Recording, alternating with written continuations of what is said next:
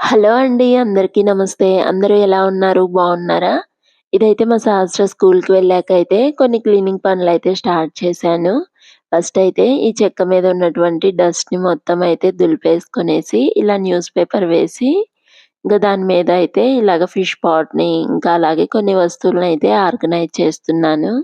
దీన్నైతే weekly once అలాగా అయితే మొత్తం దులిపేసి ఇలా సర్దుకుంటాను. ఇంకా తర్వాత అయితే టీవీ యూనిట్ కూడా అయితే క్లీన్ చేస్తున్నాను. మాకు డస్ట్ అయితే చాలా ఎక్కువగా వస్తుంది. అందుకే దీన్నైతే డైలీ చేసుకోవాల్సుంటుంది. ఒక వెట్ వైప్ తీసుకొని మొత్తం అయితే తుడిచేసి క్లీన్ చేస్తున్నాను. కింద 2 షెల్ఫ్‌లో అయితే నేను ఎక్కువగా ఏం పెట్టను. చిన్న పిల్లలున్నారు కదా! అన్నీ తీసి కిందేస్తూ ఉంటారు. టీవీని మాత్రం ఏం సొల్యూషన్స్ ఏమి యాడ్ చేయకుండా ఓన్లీ ఒక వెట్ టిష్యూ తీసుకొని దాంతోటైతే క్లీన్ చేసేస్తాను. ఇప్పుడైతే ఏం చేయలేదులెండి. ఇంకా తర్వాత అయితే మా బుడ్డి దాంతోటయితే టైమ్ స్పెండ్ చేసేసి, మధ్యాహ్నం లంచ్‌లోకైతే ఒక స్టవ్ మీద అన్నం పెట్టేసి, ఇంకో దాని మీద అయితే చికెన్ కర్రీ అయితే ప్రిపేర్ చేస్తున్నాను. నేనైతే ఇక్కడ చాలా సింపుల్ ప్రాసెస్‌లో అయితే చేస్తాను.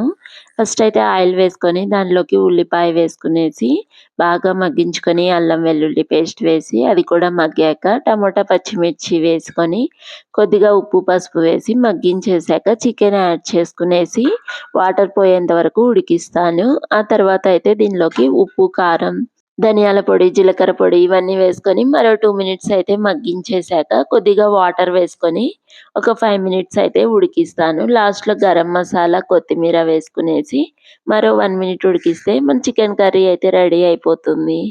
నేనైతే ఇంతే అండి. చాలా సింపుల్ ప్రాసెస్‌లో ప్రిపేర్ చేస్తాను. దీనిలోకి వేడి వేడిగా అన్నము, ఇంకా నిమ్మకాయ పిండుకొని తింటే టేస్ట్ అయితే చాలా బావుంటుంది కదా!